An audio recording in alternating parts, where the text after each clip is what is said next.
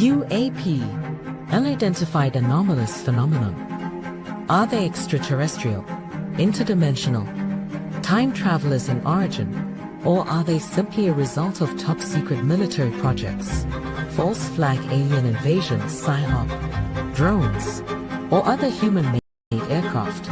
Join the discussion now on UAP Crossfire.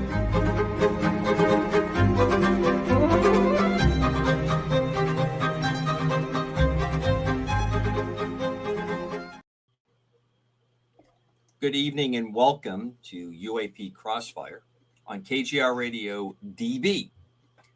And since I'm running the show tonight, I'm going to start out early because we always run up to the minute because my co-host can't keep track in the private chat when we run out of time, and we always run right down to the last second, and we're either loving each other or fighting.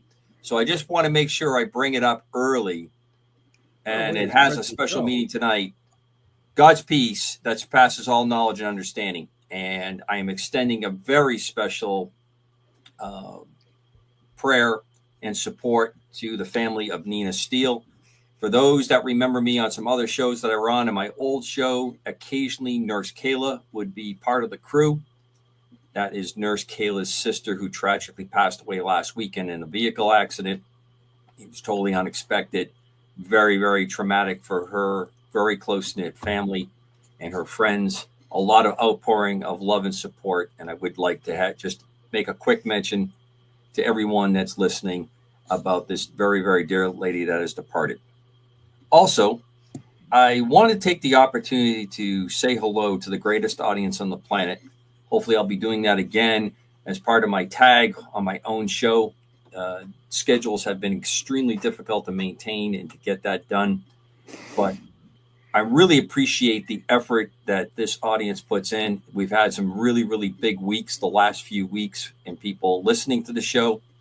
We've had a lot of great emails, and I always ask the audience to please send emails and do not hesitate to send comments, good or bad, questions. I've directed a lot to Dan, the Padre, on some of the particular folks that wanted to really engage with him. And he has his website and he's available. Don Ecker's available, Chris is, but you can always send it to me and I can send it on to them and then we can always work it out. But I really want to thank the audience for really being very supportive in every respect over the last few weeks. So I really am very thankful to each and every one of you. Been a big week.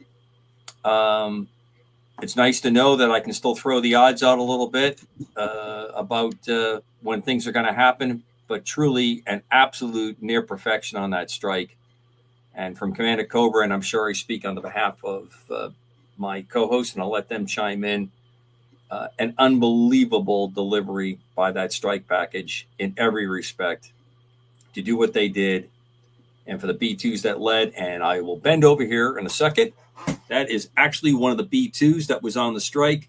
That's the 100th Air Refueling Wing, which is out of Mildenhall RAF in Mildenhall, England. That's one of the tankers that refueled them on their mission.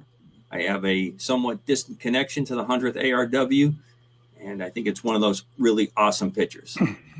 So with that said, let me introduce my co-host, and we'll jump into it. Upper left on my screen, Chris DiPerno. Right above me, Dan the Padre Carlson. And on the West Coast, and to my left, but not a left person, Don Ecker. Gentlemen, it's great to see you. Hi there. And it's once again my pleasure and my privilege to be with you and having a show with you. So, Chris, what do you have tonight? What do I have tonight? Well, I'll Well, wait a minute. You have a whole bunch of stuff. Let me rephrase that. What do you have tonight that you're going to allow us to talk about, since you showed us all this great stuff and so we can't talk about it? All right. Well, let me just say this. I have got I just received in the mail a piece of material that I will be bringing to the symposium that they have just have sent to the lab. They just got the lab report. It's very exciting. I'm not allowed to talk about the lab report, but I will definitely talk about it after the symposium. But I can tell you that people are going to be very excited about what the lab report contains in regards to this piece of material that we were given. The first piece was actually stolen. It came to Pennsylvania address, stolen right out of the post office, from what I understand. Second piece came up to New York, where we were able to get it, and we're able to directly send it to the person at the lab. And then from there, we were able to get it analyzed by one of the top labs, and comes back as a very interesting thing, something not of this earth. Well, we look forward to having the full report when we can talk about it after you do the presentation. Thank you. Thank you. John Ecker, the Decker. How are you, sir? You look even better this week. How you feeling? Well, actually, quite a bit better. Not out of the woods yet, but doing much better. Today has been kind of a crazy day. Yesterday was my bride's birthday, and we celebrated that pretty low key. I mean, I'm not up and about, but anyway, today she decided to go down to the mailbox, take our Miss Bailey with her, and she flew back into the house, crazed. I saw a crazed look in her eye. I said, "What's going on?" And she said, "Somebody put a for sale sign in front of our house." And I said, "What?" That seems a little unusual. I drug my sorry ass outside. Is that a drugged sorry ass? Is that both words that sound the same in that? Well, basically I dragged it. Were your neighbors trying to tell you something? Yeah. No, so I brought it in, and I looked and I called up the people that had it. And a guy at the end of our lane is selling his house and moving it. So when they send somebody out to put up the for sale sign, he got the wrong house.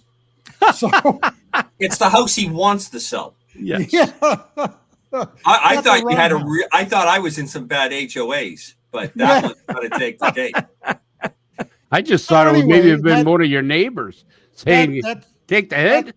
Yeah, that's pretty much it. Except my wife was supposed to be on a symposium tonight, and her internet just quit. So she's a little crazed about that. So we're trying to hang in there. You know what I'm saying? The entire KGRA DB audience and all of us here wish her a belated birthday, and please remind her that we're sorry that I didn't get a chance to call you guys yesterday on her birthday. I apologize. Oh, but hey, I do want to show real quick. It doesn't show up. I don't know. See, maybe I can get it to show up. Bring it closer to the camera, Commander. With my green screen, it's not working. It's the framed picture, the poster, the magazine I've put in. I had it framed that Don sent, and then I did a photocopy of the page that he and Vicky signed. So, all right.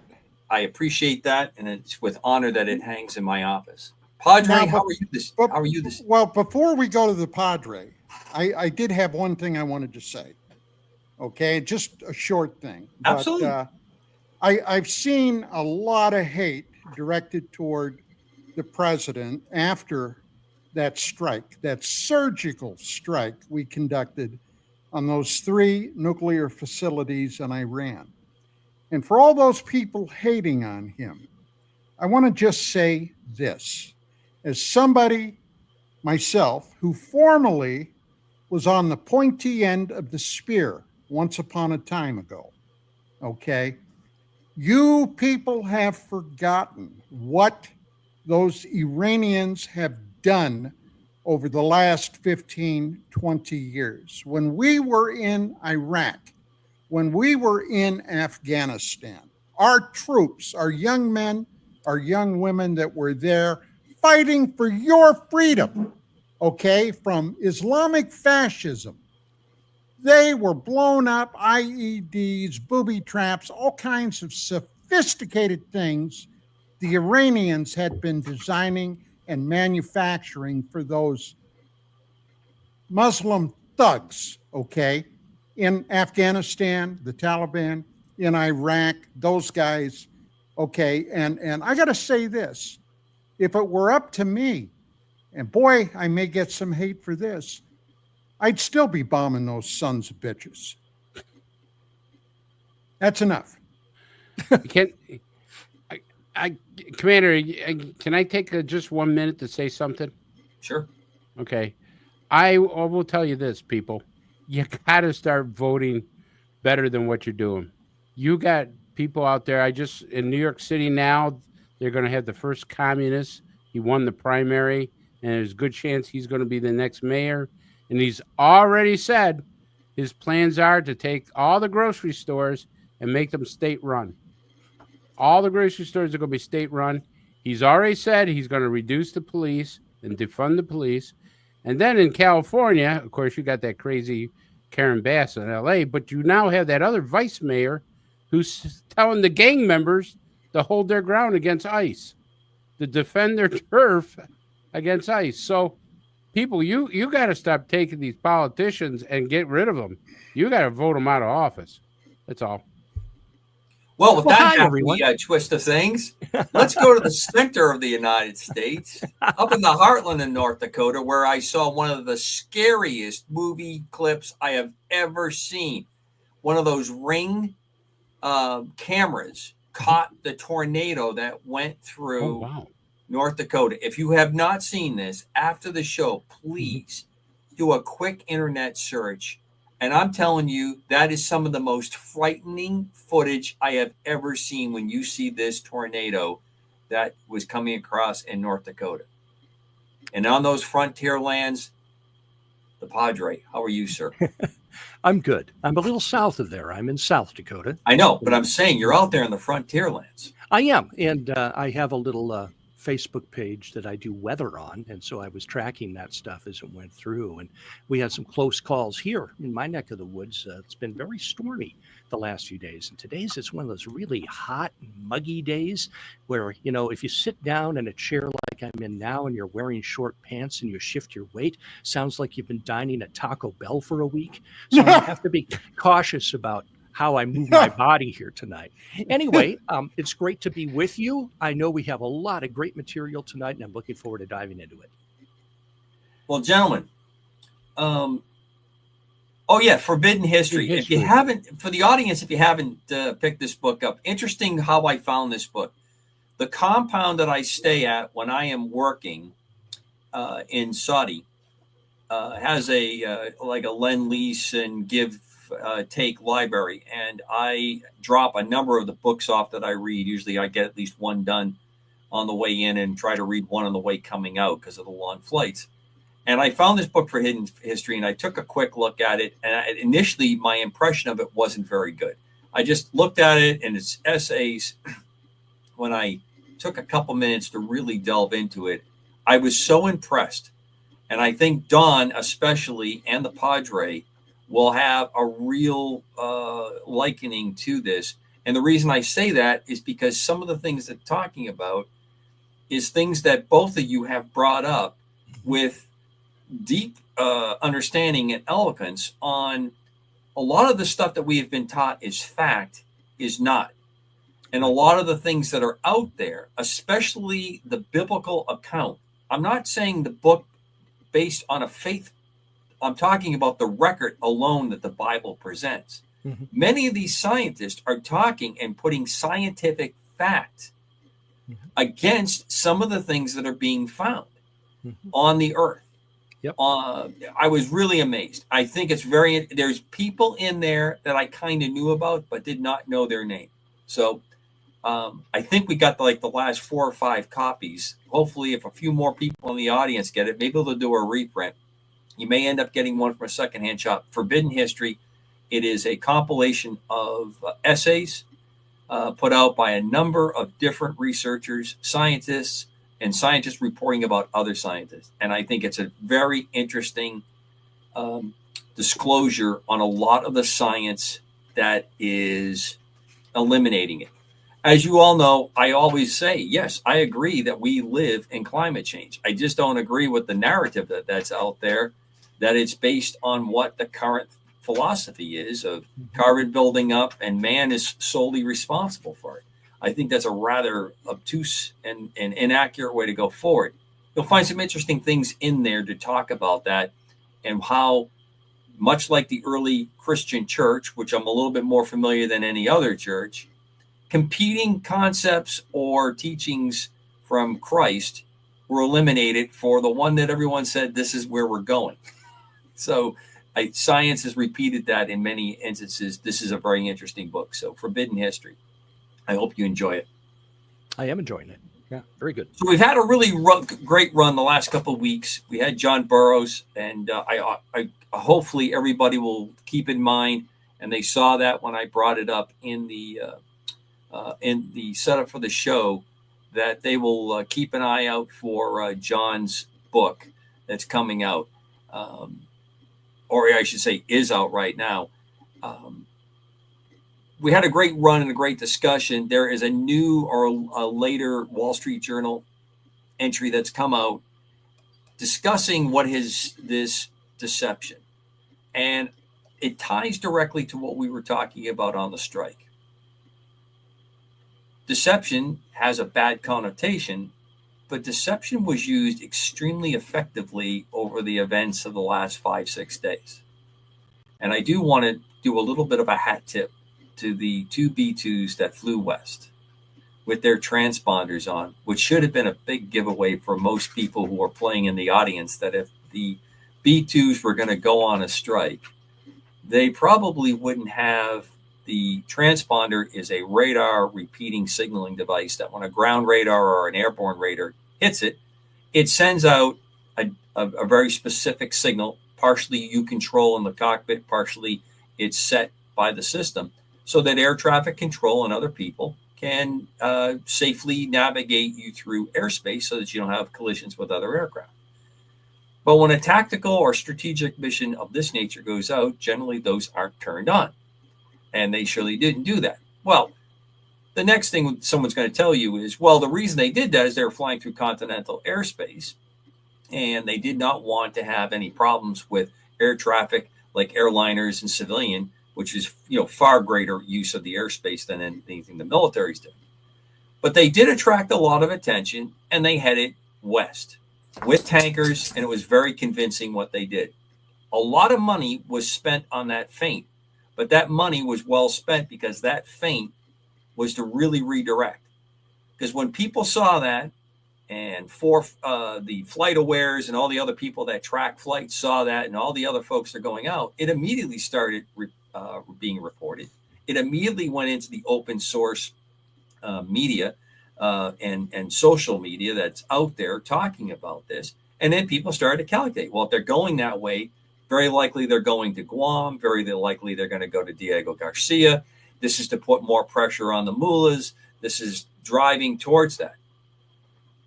All part of the feint to throw the attention to move a much larger strike package from the continental United States with no plans to land any place but where they took off, Whiteman Air Force Base in Missouri, and complete the mission. Now, to me, that's a well-placed, well-done deception. I think it's a well-practiced tool. I think it reflects a lot of the activity that's going on in our world today, especially with social media, and the way that the only way you can get inside this loop, the only way you can get inside the kind of cycles that we move news in. We move news now in minutes. I mean, it used to be days, then it was hours. We're down to minutes where stuff is being sent and updated and sent around the globe. And it was used very effectively. Everything that could have been a giveaway or a leak was very effectively used. Am I to understand, Commander, from what you know, that the size of the target that they were aiming at was about the size of a clothes washer? It was just that small a target and they put the bomb right in there? That is correct. So my question then is, what did Tom Cruise know, and when did he know it when he filmed Maverick? Because it seems like the plot line to that movie is almost identical to this strike package that went over there. So, of course, that's one of the funny things that was said about Top Gun Maverick. Mm-hmm. If it was such an important mission, why would we go through all the risks that we did with an aircraft carrier and have folks fly close to the Earth like that to make that delivery when you could use a B-2? It would be a very dull movie. It would. And I heard that the Iranians, I mean, none of the aircraft were ever painted, that they had no clue they were there until there was a loud boom and a flash, and by that time they were gone. I mean, that's just incredible. There's a couple really fantastic, and anybody who wants to get maybe some better details, I'll be more than happy to send links if they send me an email. There's a couple really great ones out there.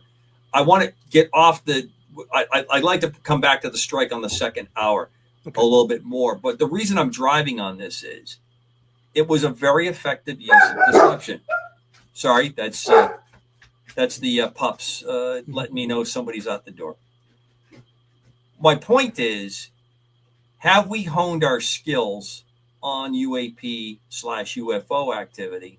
Which came first? Which is the chicken? Which is the egg? And I don't mean egg like in shape of a UFO, but maybe I do. You can't tell at this point in discussion. But which came first? Did we hone this during World War II, Manhattan Project, understand this, and then realized that this was an effective tool, an effective means to control information? Obviously, a lot easier. Do we do things on purpose to have hearings or make an announcement like Roswell that says, we got a flying saucer?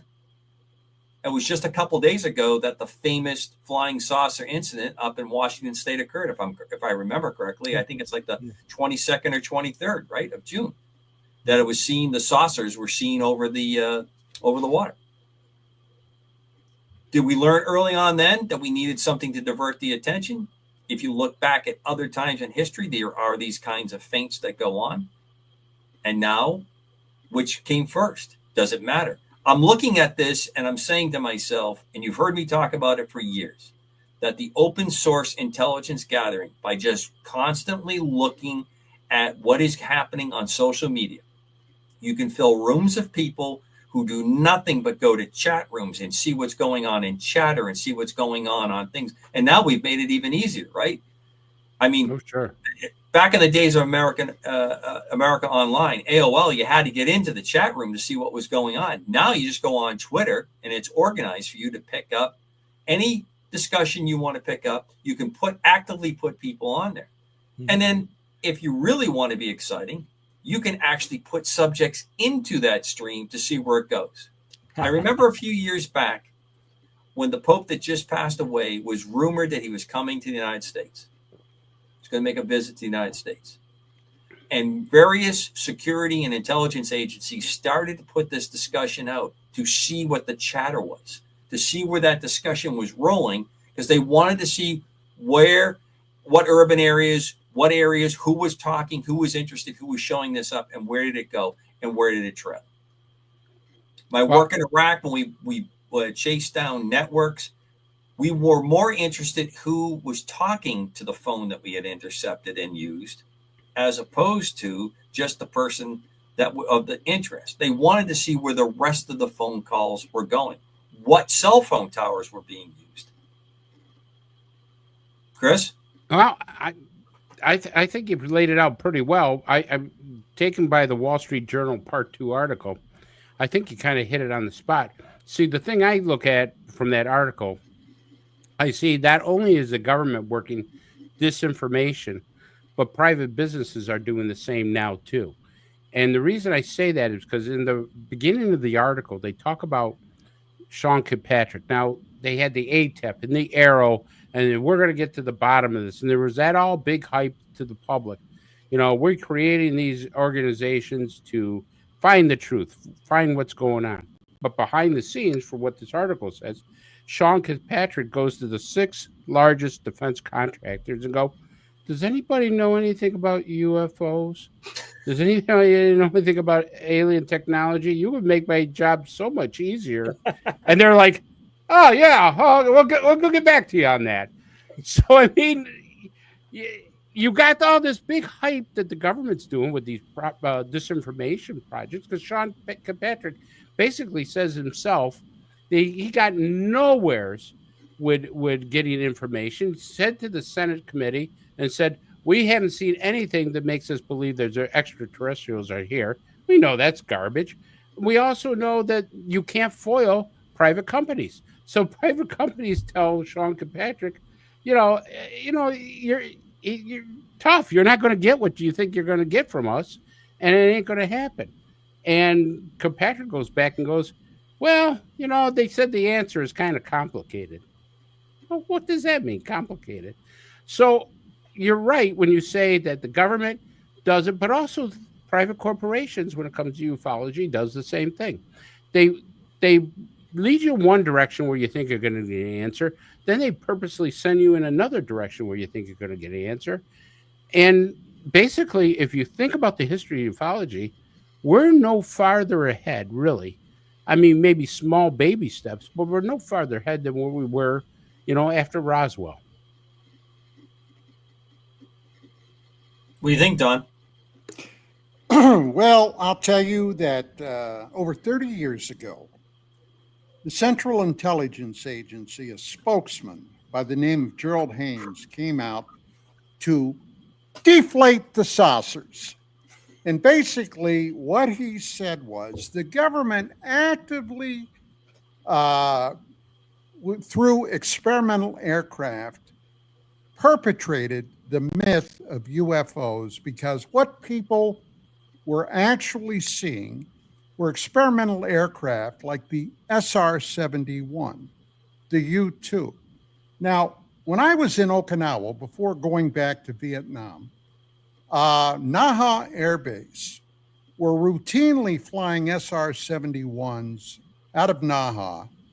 They were going up, skirting the edges of North Vietnam, China, and North Korea, gathering all this intel. And I personally observed a couple of takeoffs of these aircraft. And let me tell you what, they were there and then boom, they were gone.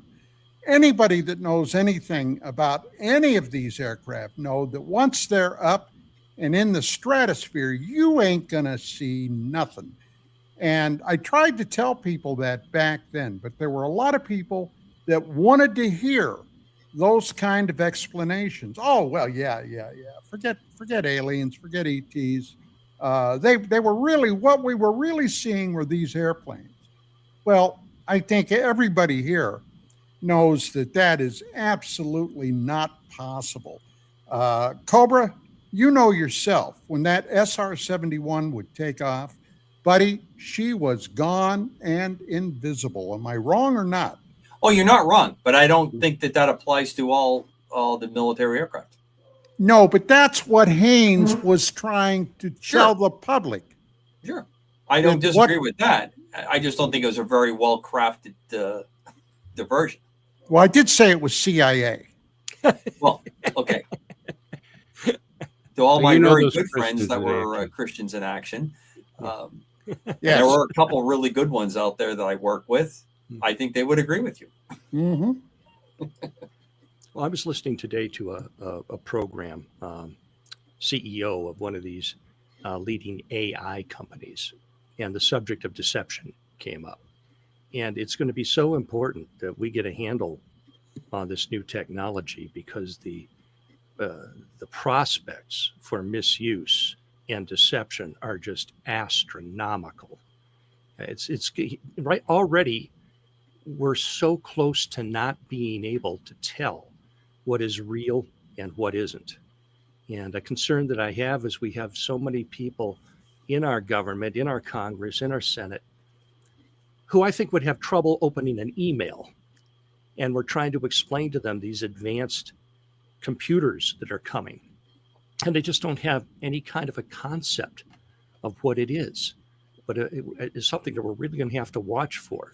And if we are that close to that technology and are in fact being visited by a highly advanced race, what are their capabilities as far as deception are concerned?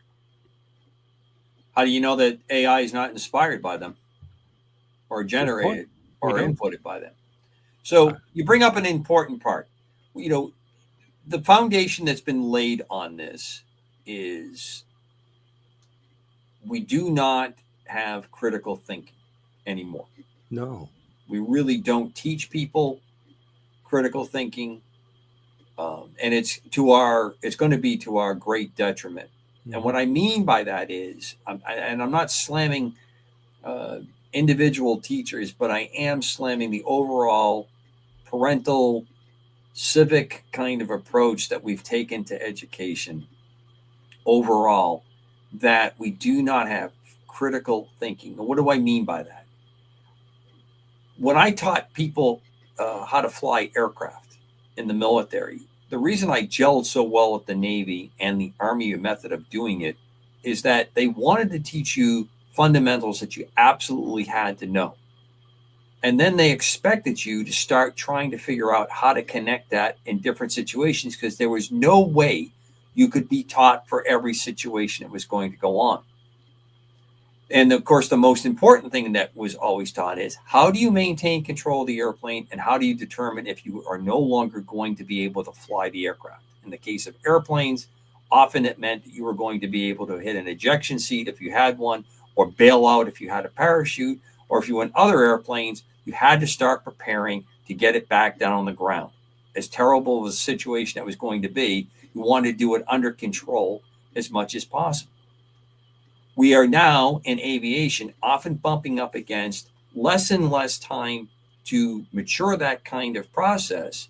We're using the precursors to AI to do a lot of the pilot duties, a lot of the fundamental things that are going on, and we're creating aircraft that have interfaces for the pilot to the aircraft, to the flight controls. My point being is, as we get dependent in this particular area, we find ourselves now becoming much and more dependent on those systems and what's going on. So if you don't have proper redundancies, or if you keep forgetting that this is man-made, we've created this, that if you have 1,000 lines of code, inevitably you're going to find out you need 1,010 to come up with the new situation that was never able to encounter. And we've taken our brain out of the process more and more. The same thing I see happening across society, but in this particular area, we've been talking about UFOs and things that are going on. I just had a very interesting discussion with someone about Ezekiel's wheel. Early biblical Old Testament or First Testament, depending on how you like to refer to it, reference to these UAPs in the Old Testament are flying there, and descriptions of how they flew, what they look like, other ones coming out of it, this event. But unfortunately, it's only a couple sentences. And of course, we want paragraphs, right? We want pages. We want a chapter on that alone just to try to understand it. We are finding ourselves more and more in this area that if you can throw a couple sentences out, you're going to get a lot of attention, because that's really the data byte that we're down to now. And it's going to be used as much negatively as it is positively. Don, what do you think about my synopsis there? Well, I think you're right on the money, Commander. And you see, that's the problem with so-called researchers today. The majority of them have absolutely no concept what has gone on before. And in ancient times, all right, if you go back, you scour the documents, you scour actually today rather archaic history books and other things, you will find that not only were people seeing them, but people like Alexander the Great, when he was carrying on his campaign through Persia, there were occurrences where they talked about flaming shields in the sky that swooped down and basically stampeded Alexander's animals. In the Pharaonic texts, ancient Egypt talked about seeing these things. So these were not, a one-off. And as how many people actually observed and for how long, I have no idea. But it's funny, as time moved along, now we're still seeing them today. And we especially see them in areas of conflict. They seem drawn to areas of conflict, like what's happening right now in the Middle East. Uh, uh, Several years ago, I think it was about 8, 10, maybe 11 years ago.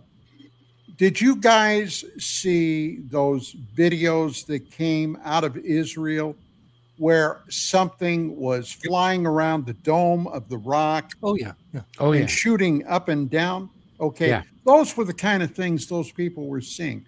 But in today's news media, that may last a day or two, and then zoop, we're off to something else. But yeah, you're right, Commander. They have been around since time immemorial. Dan, before I jump to you, I want to just interject one quick comment here. And I want to let the audience know I am checking the comments and the questions that you've posed in there about the strike. We'll probably jump into on the second hour of the show, the last part of the show. You talk about the written text, the records, the inscribed part, and to me that is a very important base issue in this entire discussion, and we're all guilty of it. I don't particularly like Amazon, but I am an Amazon junkie. I can't, and I'll tell you why. And I am sure that I am just as much a victim. There are certain political stances, causes that a corporation will make, and I will not want to use those retail stores. So I go to Amazon. But think about that. Oh, what a good boy Commander Cobra is. He's boycotting and he's making a statement. And I don't think Mr. Bezos and I would agree on much, except that him and I probably like some of the same whiskeys, although he would look probably down his nose at me a little bit until he tasted some of the finer whiskeys that I have found that don't cost. But he would, at first, would probably look at me, and I would have shown him how to survive that little episode in Venice. I actually kind of feel kind of bad for the guy with the nonsense that went on there. My point is, we go to the internet for everything. Mhm. Who writes the internet? Very few places are scanning the books into the internet. They're out there, but they're not the first thing that comes up on the first 5, 6, 10 pages of an internet search, unless you know how to load up the particular thing you're looking for. What I'm talking about is in the age when the written word, the recorded record, even though it was flawed and even though people threw their in there, those were researched to some degree books, and you could read them and then you could critic. What we're doing now is we're not critically analyzing, unless it's, of course, my esteemed colleagues here that are on the show with me tonight and the enlightened audience that listens to us and corresponds with us. But in general, we go to the internet for a conclusion. What's the first thing that happens now when you go on the internet?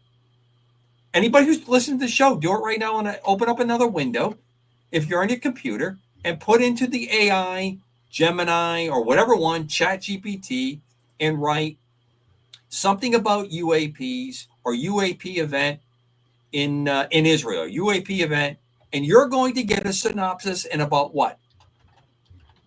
Less than 4 or 5 seconds. It'll ask you if you want more or less, deeper or not, and it's going to regurgitate back. And then when you make that first key input to the questions that it puts out to you, it's going to now know exactly where to go to shape the discussion. 7 and seconds. You're going to get a bunch of conclusions that AI thinks you want to look at, or AI wants you to look at, because that's what it feels is the best response at this point. It's not the way we approached scholarly activities. It's not the way we approached science in the past. And it sure as heck is a direct, what I think is one of the greatest crises that we have, is that we do not have what I consider the type of journalism I grew up with, where people had to really back up the things that they wrote. And when they got caught cheating, when they got caught plagiarizing, they were embarrassed. Now it's a promotion. Yep.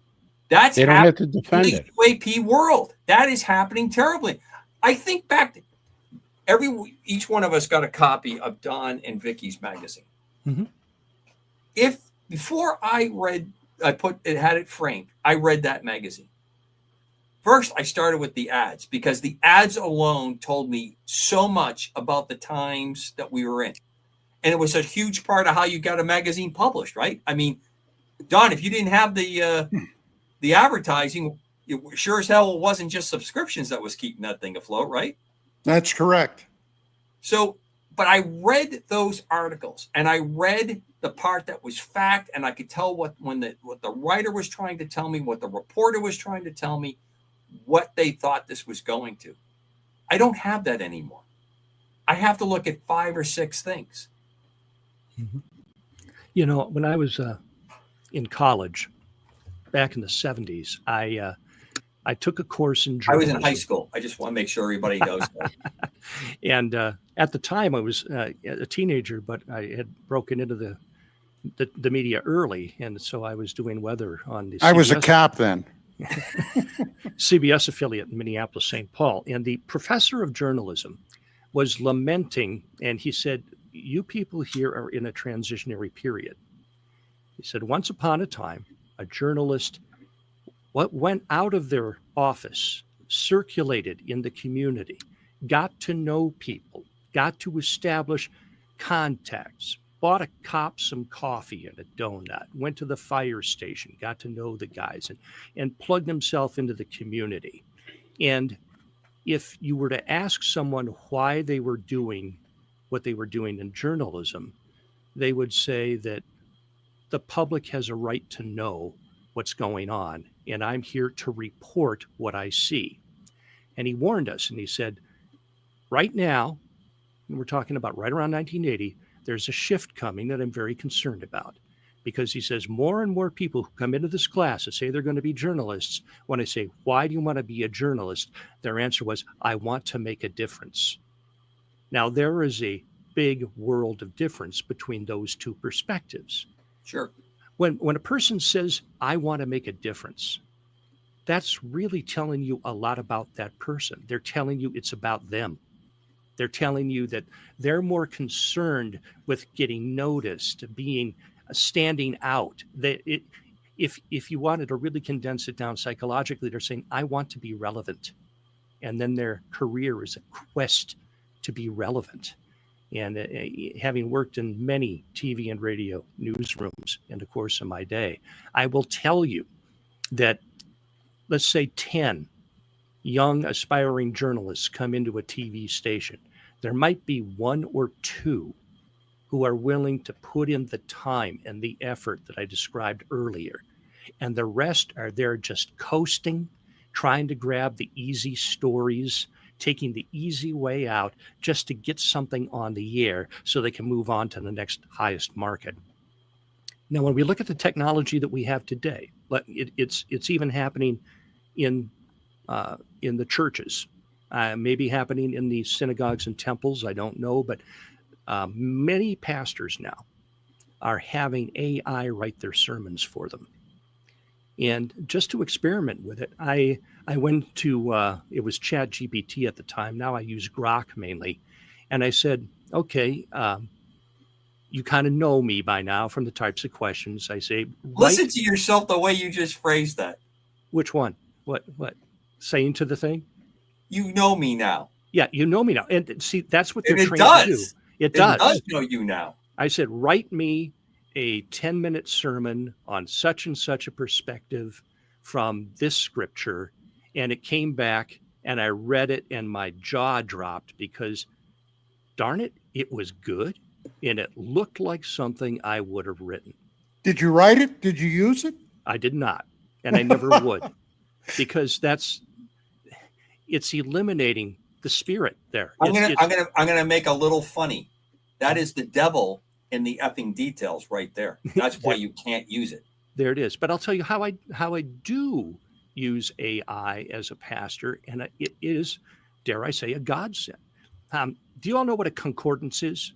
Absolutely. Yes, Yeah, of course. For our viewers who might not know, a concordance is a reference book, and if you're looking at a Bible and you say, okay, I want to look at all the verses that deal with, let's say, crucifixion, and you can open it up and you can look for the word cross, and it'll have all listed there in black and white, all the different Bible passages that have that word in it.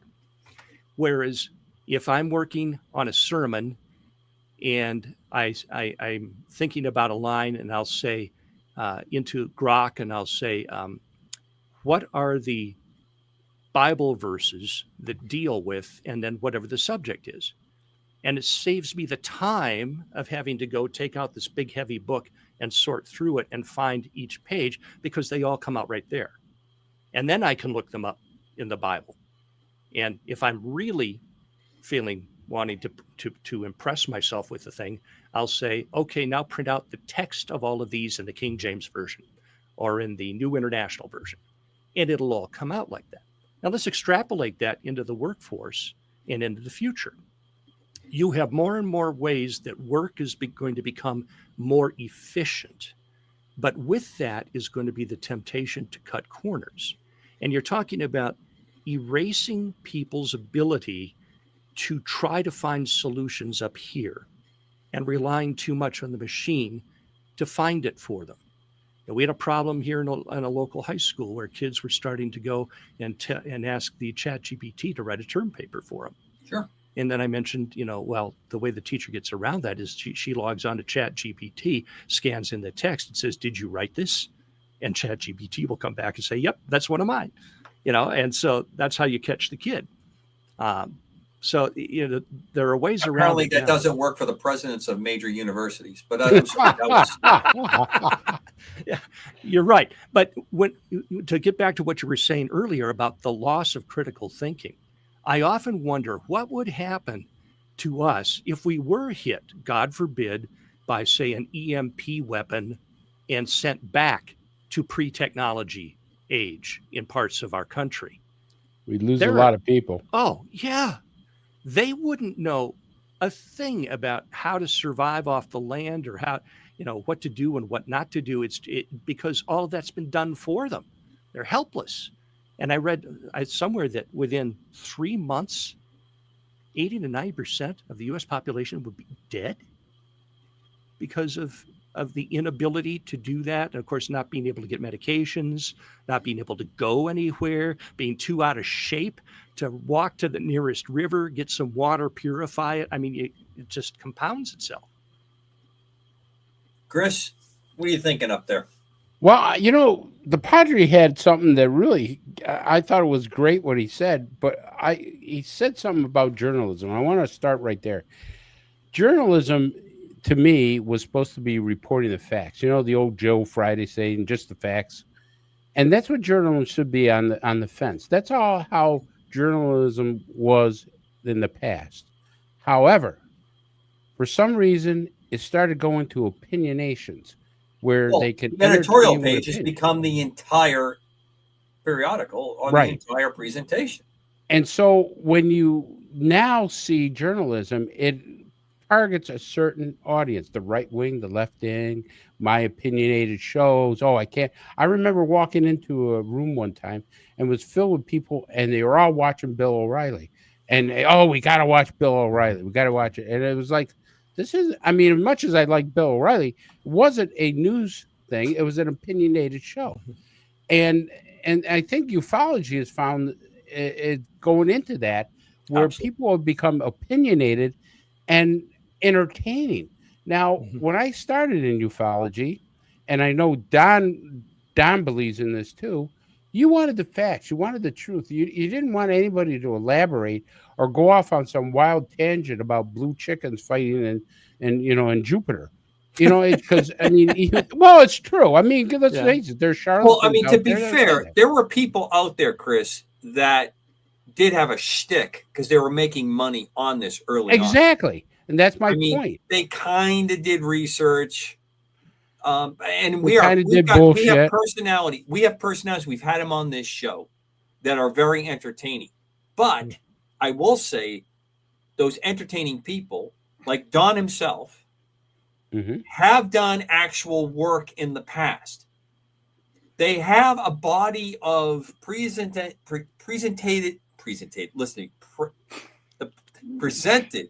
information. They have put out books, articles, or shows, Magazines, shows, right? But here's the difference between a person like Don and other people: is Don will defend his position. And Don loves it when we talk about him in the third person when he's. Oh, I know he doesn't. He just absolutely loves it.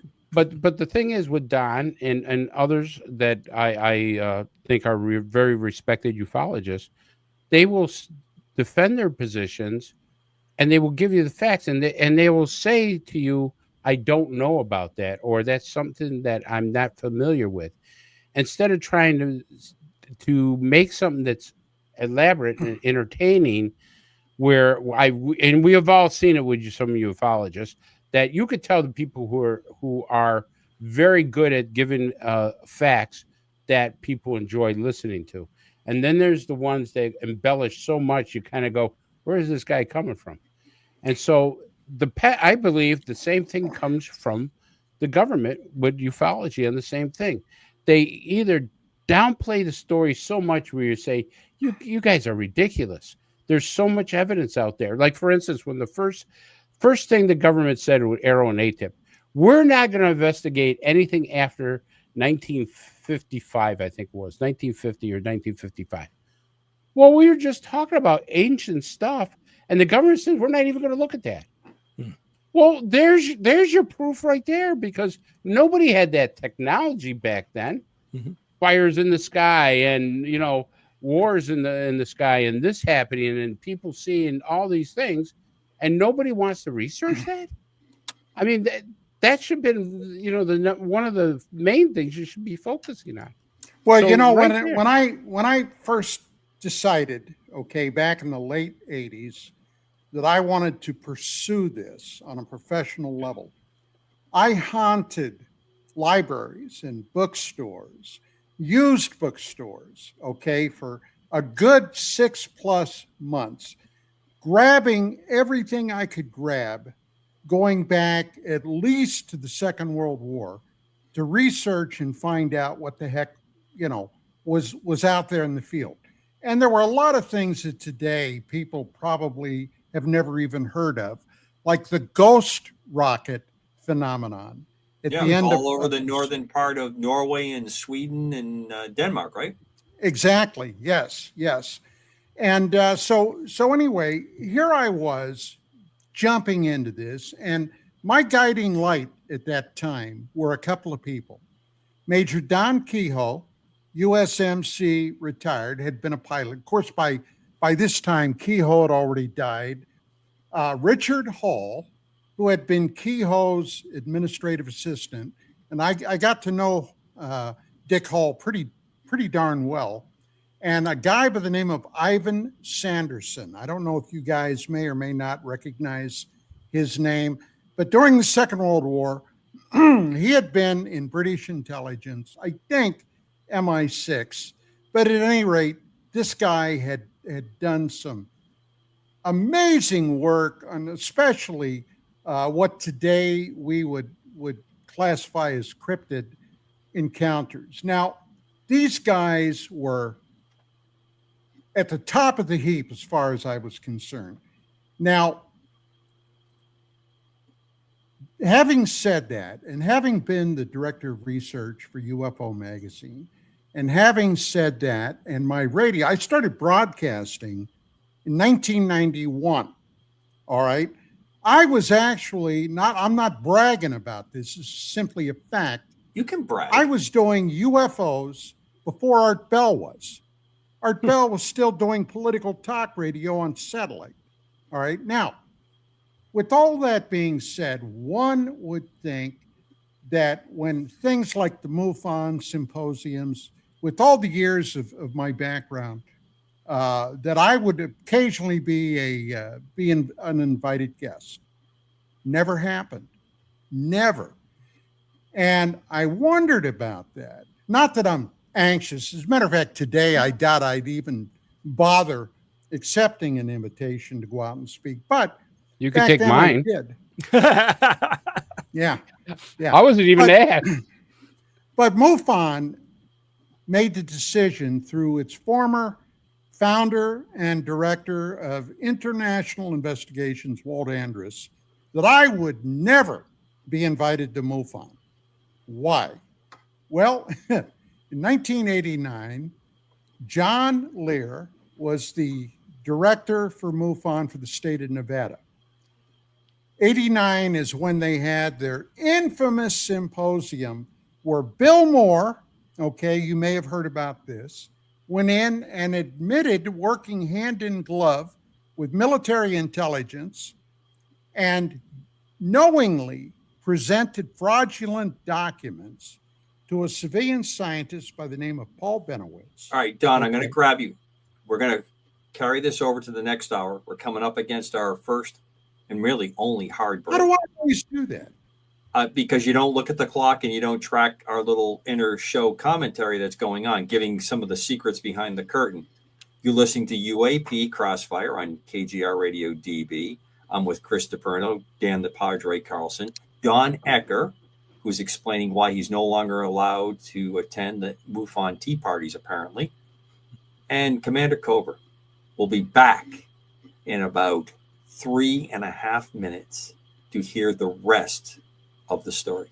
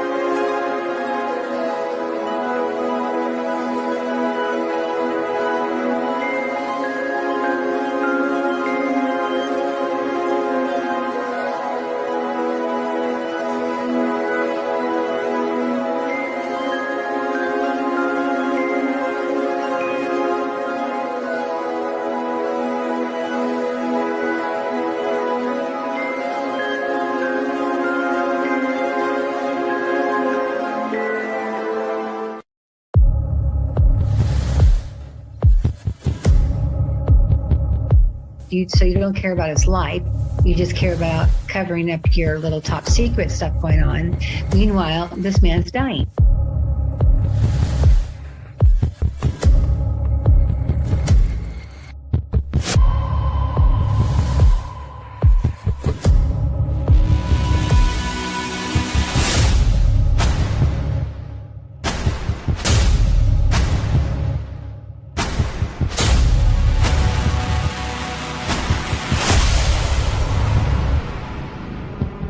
How dare you put these people in the military to defend us, and then when they come out, you just kick them to the curb.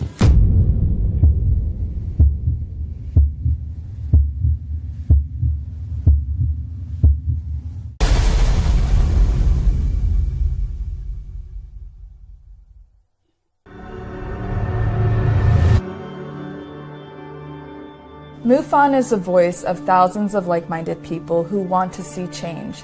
We speak up against UFO secrecy. We engage governments and agencies around the world on the topic. We share information with the public through our journal, website, newsletter, social media, and even our own TV channel. When you join MUFON, you add your voice to the cause. Few things are more important in our time than understanding the UFO question. Join MUFON. Find your friends.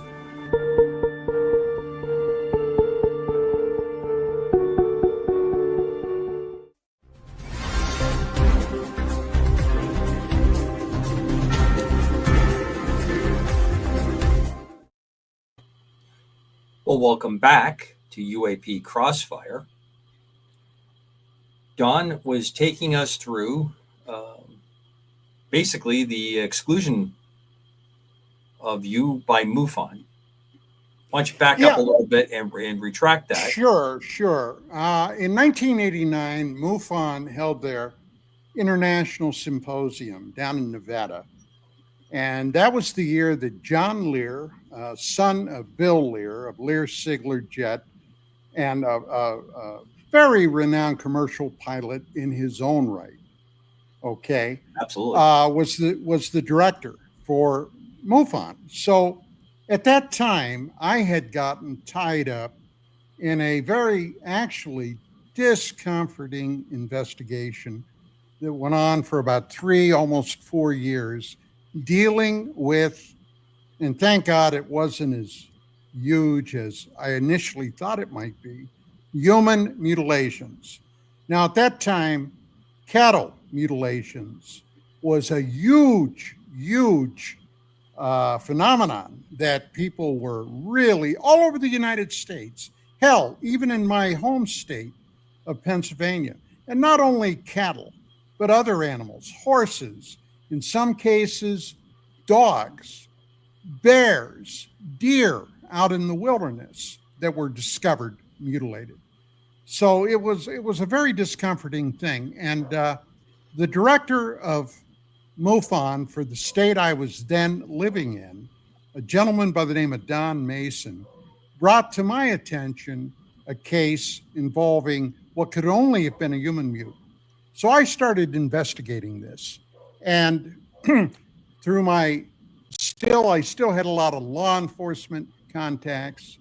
I contacted some of them, ended up getting a couple of them in big trouble because I had them tap into the NCIC back in DC database for a certain set of criteria. Now, with that being said, I got a call from Lear, and Lear was aware that I was doing this, and he said, hey, he said, would you be interested in coming down to Vegas and presenting your research?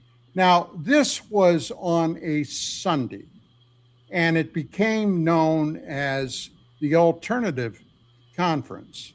So I said I would, and upon landing in Vegas, as I'm entering the hotel lobby, I noticed, and one thing I try to do is keep complete control of my situational awareness. I saw these 3 guys standing there, and a couple of them were eyeballing me as I walked up to. Well, you are an attractive man, but we'll set that aside for the fact of the story. Well, okay, I appreciate that, Deuce. I appreciate that.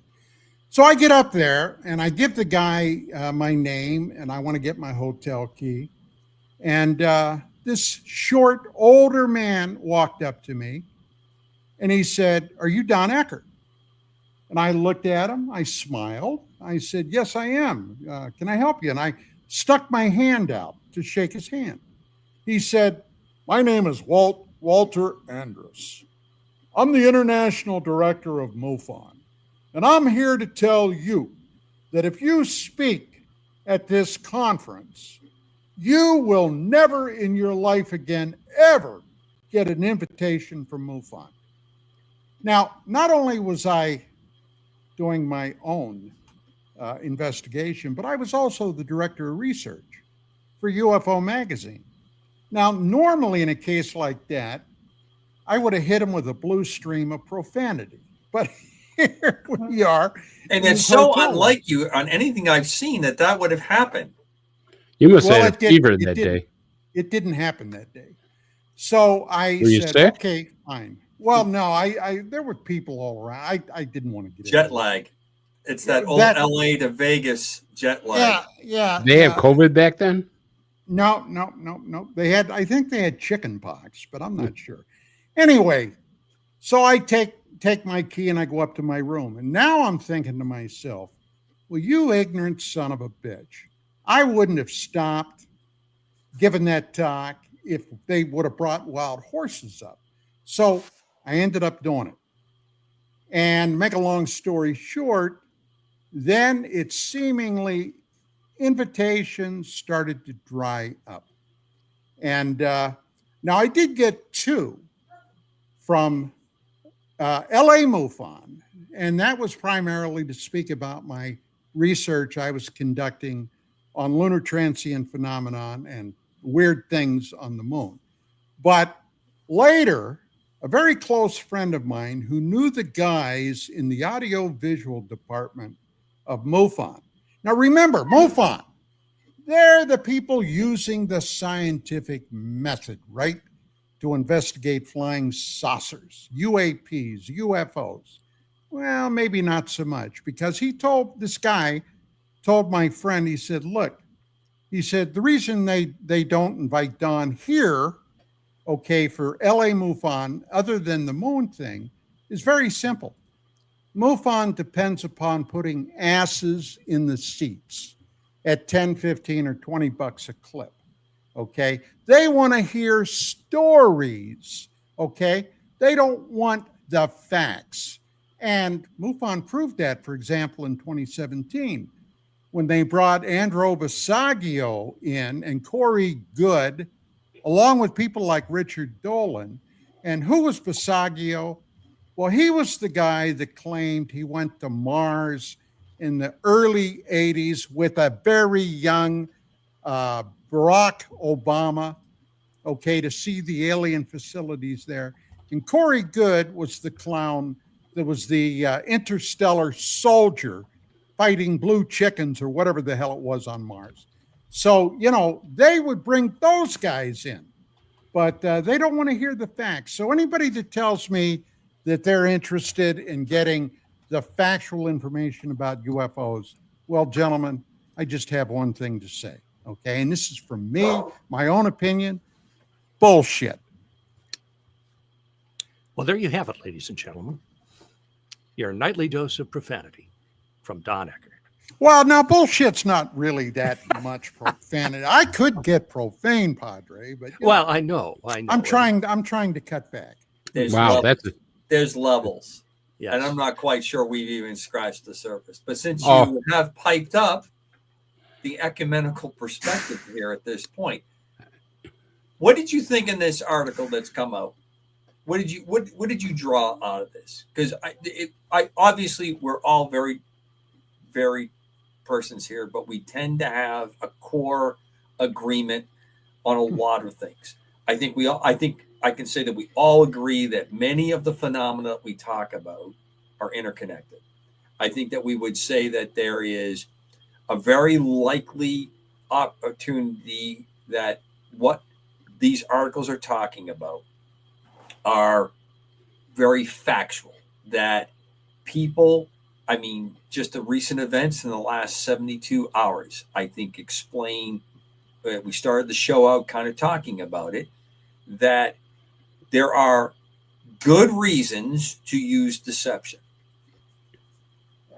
But there are many people that are going to use deception, that are going to use that technique, that ability to drive certain outcomes and results. Chris, you asked me off air what I thought of the Intel report. And I'm going to make a very funny pronouncement here, and I'm looking forward to hearing each one of you respond to this. You asked me specifically about the leaked report. Number one, the person or persons who leaked the top secret report need to go to jail. Oh, yeah. Okay, that's number one. Number two, they better be very cautious, because I think they may actually have taken the bait. I think somebody may have set them up to find out where there are still people who do not hold their oath that they have taken to do the work they're doing, because they dislike the present president of the United States. Now, I don't want to get on the political thing here, but I want to bring this next point in. Well, hold on. Okay. If Donald Trump, president of the United States, number 47, comes out tomorrow or this week, I ask him to make some He's already made one pronouncement on UFO UAPs. I want him to come out and just make a pronouncement. He believes him, he doesn't believe him. Because whatever it is, a large part of the so-called media is going to do, they're going to turn over everything they can to prove he is wrong. Right. Agree. If he says that they are real, you will see stuff that we have dreamed about seeing show up. If he comes out and says they're absolutely not real, nothing is being hidden, they'll take the paint off the walls to do anything they can to disprove it. And the part that it makes me laugh, again, I don't care, love, hate the guy. It's not the part I'm trying to make. We're at such a rabid point that they can't see that they're actually, their own insanity is being used against them. Now, to the broader part, I'll let you react to it now. I sometimes think that's what's happening with us in the UFO, UAP, paranormal world. Absolutely. Yep. Absolutely. And let me just say this, that when off air, when I asked you the question about, because I'm a ground pounder, let's face it, I'm not, I've never flew a plane.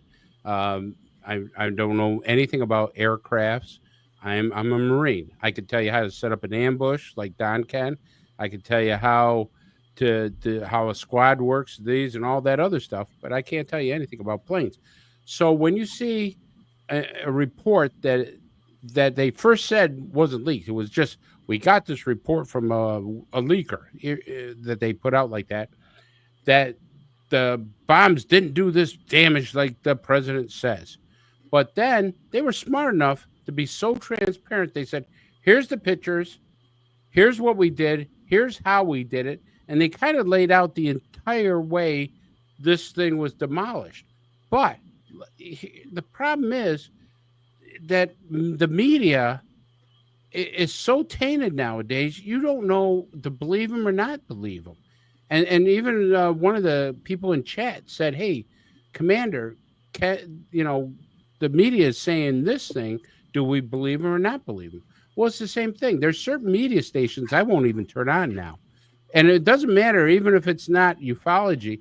Even with ufology, there's stuff where people said, oh, for instance, let's talk about the egg that Ross Cohart had.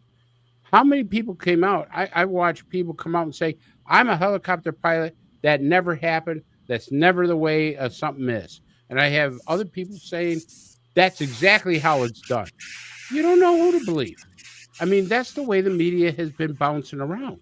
So when you say, okay, I'm the kind of person, I'd like to go to a person who has knowledge, somebody like you, Commander, that has flown planes all his professional career, where I haven't gotten behind the cockpit of one. However, I think it's just so tainted, the media is, what Padre was saying, that they will do anything to make people look terrible, not just the president, Marco Rubio, Pete Hegseth, everything of that nature. Well, it's the same thing in ufology. These people, they actually attack each other, and they try to make a point where I'll lie in order to downgrade this person when he's really trying to be just a decent person. Listen to what Don just passed to us. What happened to him? Yeah. Oh, the yeah. Ultimatum. You do right. this, and this I'm is going to happen. Listen, I'm a state director in MUFON. Did you see me? I'm going to get fired after this program, but I mean, did you see me jump up and say, you're going crazy on MUFON. How dare you do that? I'm sitting here going, Yeah. I mean, I can't. I can only tell you the truth, buddy. I wouldn't. Well, I wouldn't lie about that's that. one thing. That's the one thing ufologists have got to get back to, is the truth, because the problem is people want soft facts nowadays and be entertained rather than the cold hard facts. Like, I agree with Commander when he says, "Hey, I think those Tic Tacs are ours." I believe it. I absolutely believe it. I did some research, but you got people out there. They're extraterrestrial. They're interdimensional. They're here to do whatever, drink our blood, eat us for prime rib. I don't know. But I mean, that's exactly what some people will come out and say. And just like when you talk about certain things in ufology, when you put out that wonderful paper and said, "Hey, there's something nefarious to this," I believe it. Why would you keep something so cool? You know, if the president went out, like Commander said tomorrow, and out of the lawn and said, "Yeah, they're here. So what?" Half of the people would just be turning over their burgers on the barbecue. Oh, okay, whatever. All right, so let me lay this out. I want to talk about the famous Orson Welles radio broadcast of War of the Worlds. It's very instructive to what we're talking about. He made a very casual announcement that this was a radio play, but then the whole thing was presented as actual news. And he adopted the local areas. In fact, I think the story goes that they threw darts at a map of the metro New York City area to get the locations where the Martians were landing. Okay, my dad, who just turned 87, was a little baby when this was out, and the neighbor came over to the apartment in New York City, in Flushing, Queens, banged on the door, said to my dad's father, my grandfather, "Artie, get the kid. The Martians have landed." People were getting into cars. People were going out. I'm going to fast forward that now to COVID. COVID may be one of the most instructive things where we're at. Why was that so effective? Because radio had become the absolute zenith of communication in the 30s for entertainment, for news, for the orientation that people used. COVID used the internet as the way to convey all the truth and all the lies. And now some of those lies were nefarious. Absolutely. It's partially one of the reasons that I ended my Griffin Skymaster Griffin Task Force Griffin show because of the kind of pounding I was getting, saying, just step back. This is not making sense. This looks like a weapon. This looks like something that if it was an accident, it was an accident because it was a weapon that got away from them. There's just things did not add up in that at all. And you just saw what went on with that. And then you saw how the federal government went out of their way to censor any discussion about that. And went to big tech and got them to comply with the censoring. Absolutely. Facebook and all these other places before Twitter became X, all right?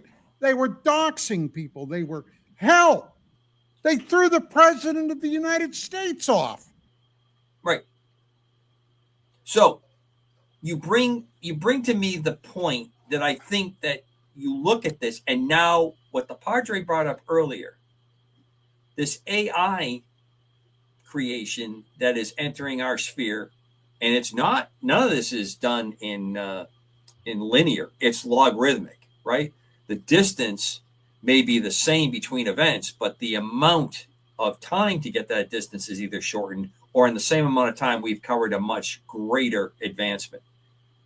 And we are not getting ahead. But think about the generation of college grads, high school students, and middle school children, not to mention the ones that were even younger than that, in masks, not being able to see faces, the school that they lost, the kinds of controls and conflicts that went on.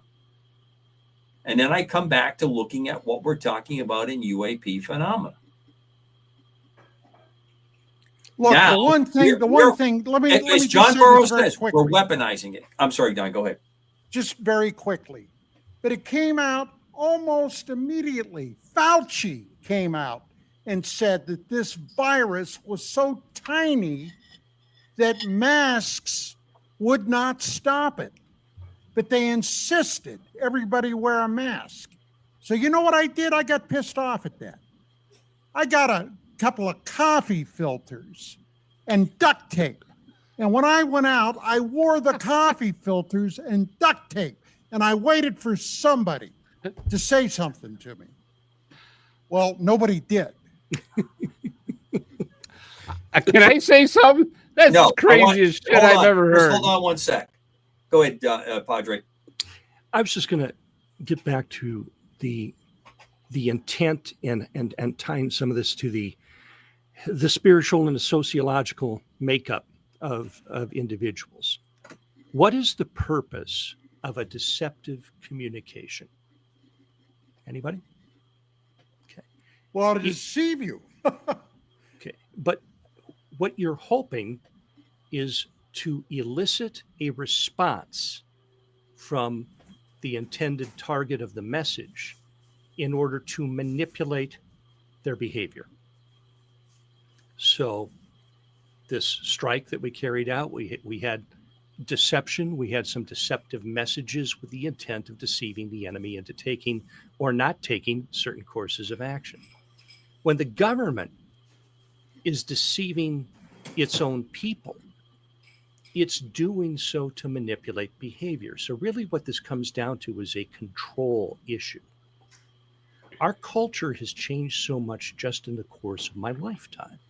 You guys are roughly my age, maybe a little younger, but you remember a time when sticks and stones may break my bones, and names will never hurt me, and now we've got people winning multi-million-dollar lawsuits because somebody said something that hurt their feelings or made them feel unsafe. Well, we've taught this whole generation coming up that what matters most is how they feel about things and how they feel about themselves. But out there is a big, mean world that doesn't give a rip about your feelings. And we've placed ourselves in danger in that regard. Now, within the so-called UFO community, which I think, if we're honest, we'll say it is also fractured. There's this discussion of what's it going to do to people like me who are so-called religious. I don't like that word, but anyway, is the truth about the UAP situation going to destroy the faith or destroy the church and so forth? Well, what if it's the other way around? I mean, what if, and I'm just throwing this out there, what if it turns out that this is a demonically inspired, satanically controlled sort of a thing? And what's that going to do to all the people who have placed their faith and trust in, say, Space Brothers that are going to come and save us? Yeah. No matter which way this goes on disclosure, there are people who are going to be upset. As the commander has said, we must get back to a place where we can critically think.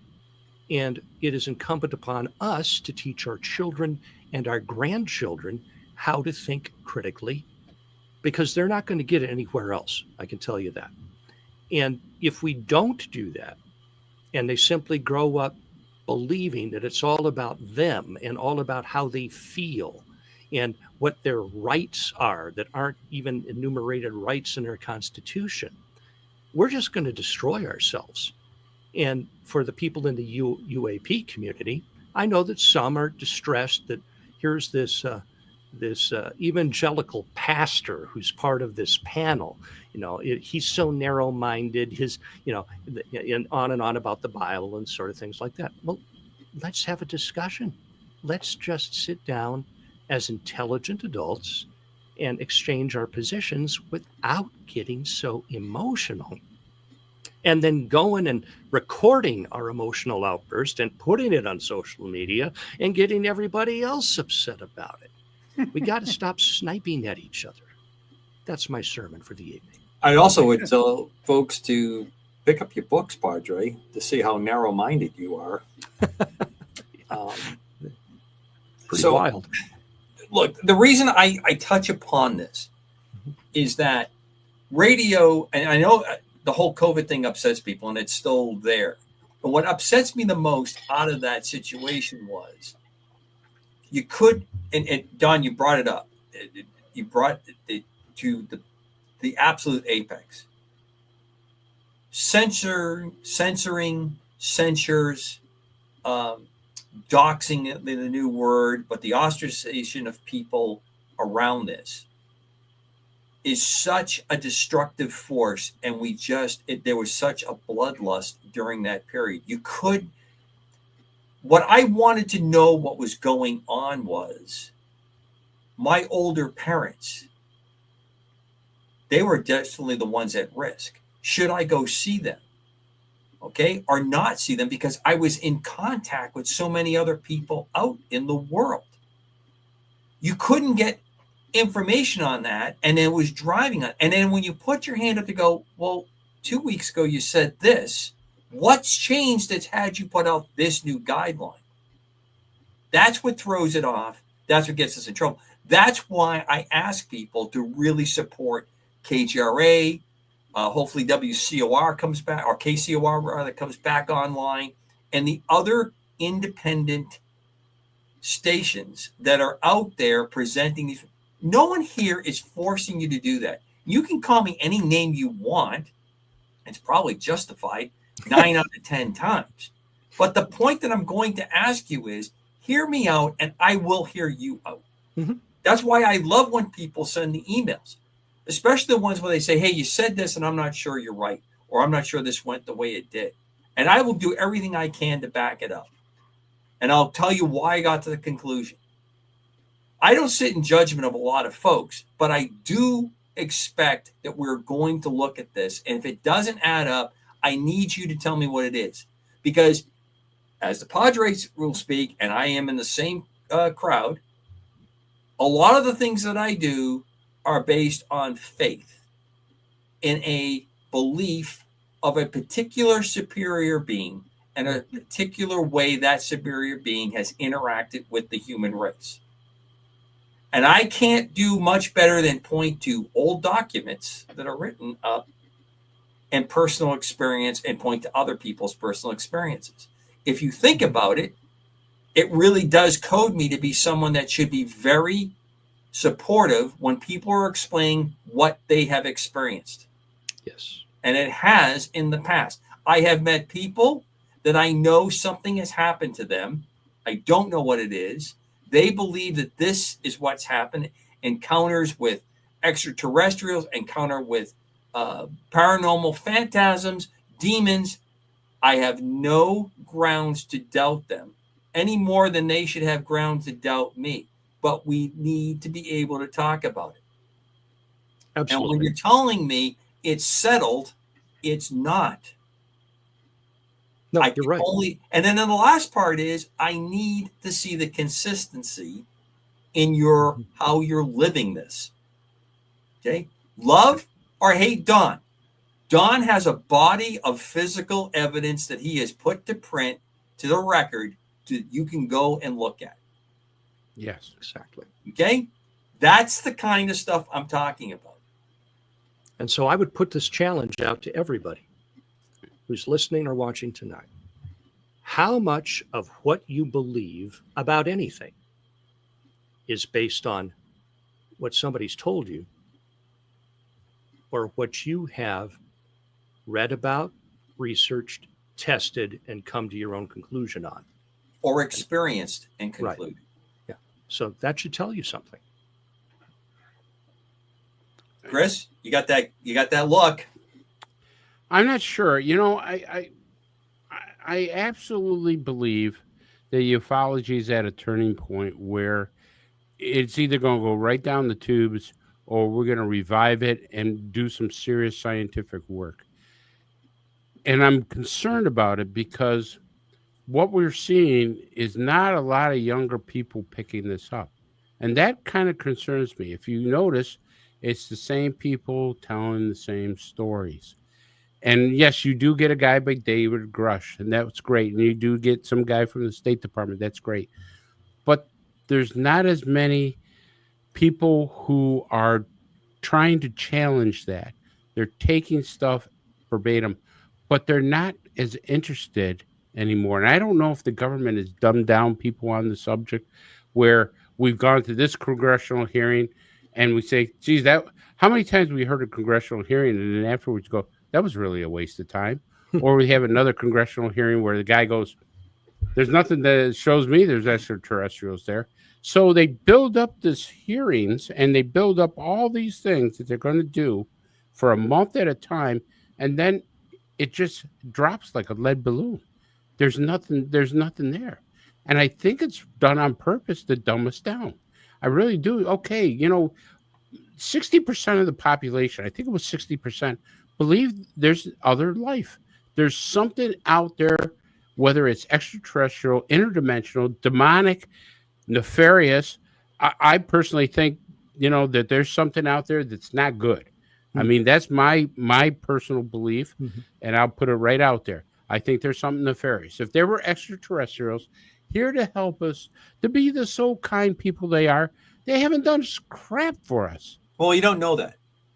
Well, I don't see the water getting cleaned up. I don't see the air getting cleaned up. I don't see them coming down and saying, hey, we can cure cancer for you. I mean, I'm Or a not better saying... mousetrap. What? Or a better mousetrap. Well, yeah, okay. I mean, There's that, Don. You're right. Yeah.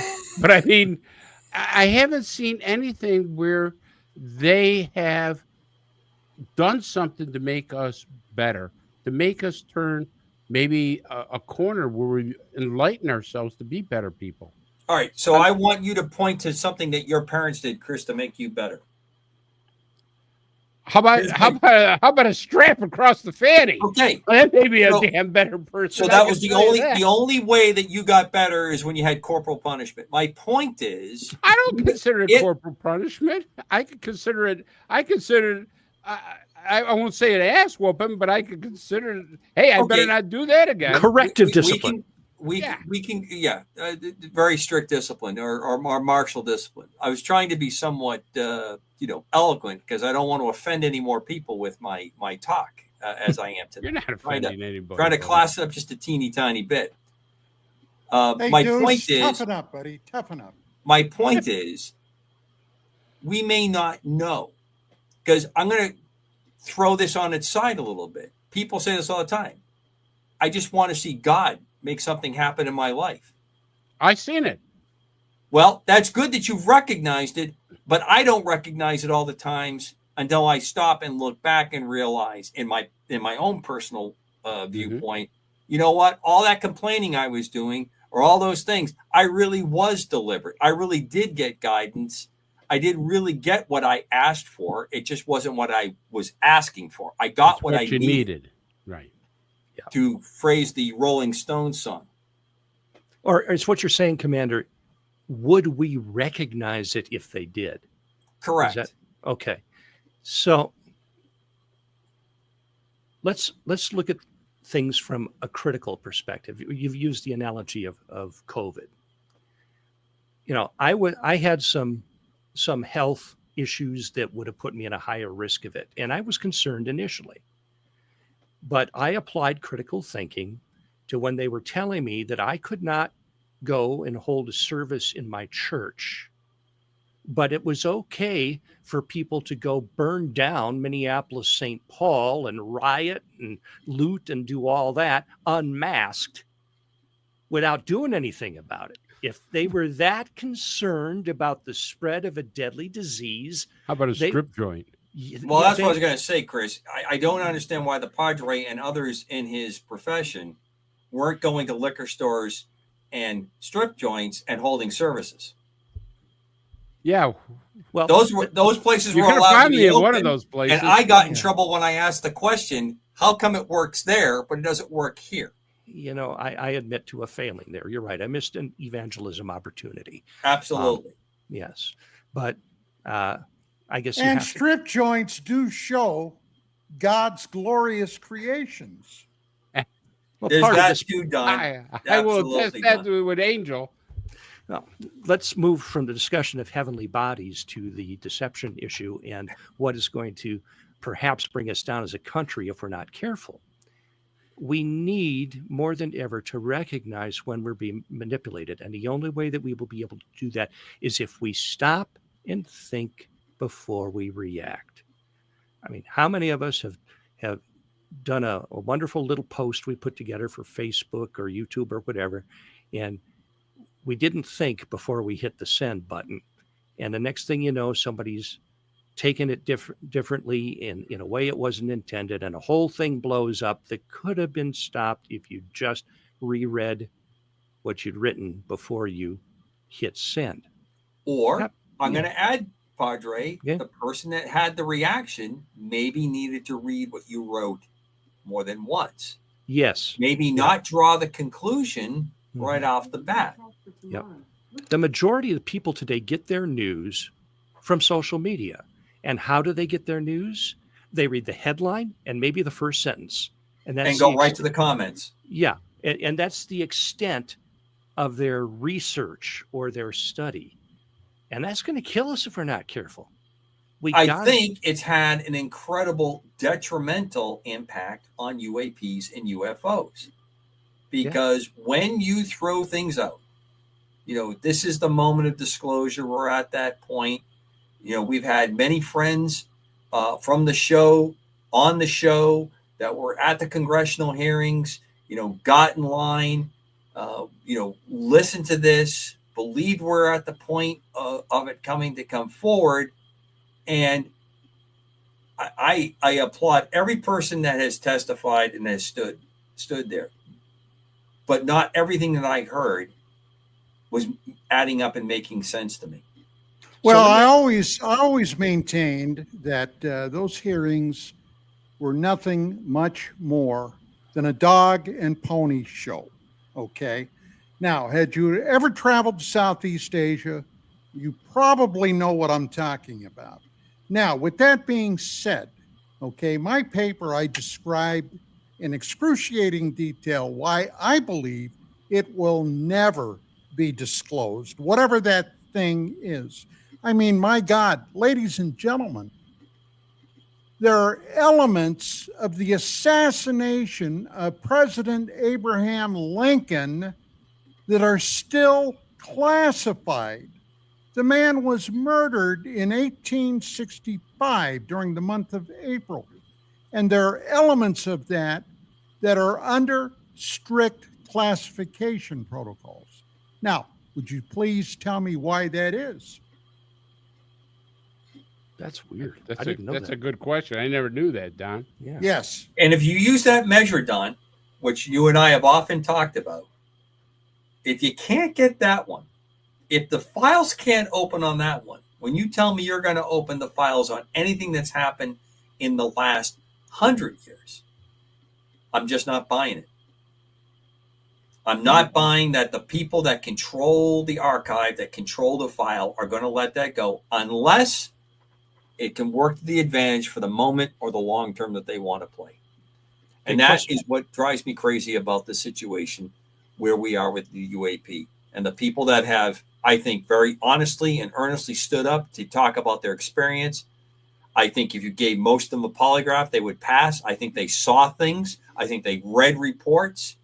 But I'm very concerned about the validity of what was given to them or what they looked at. And I'll go one step further. Chris, you brought it up before we came on the show. I still think there's a somewhat bait situation that went on with this disclosure, this top secret document that was used. It was thrown out.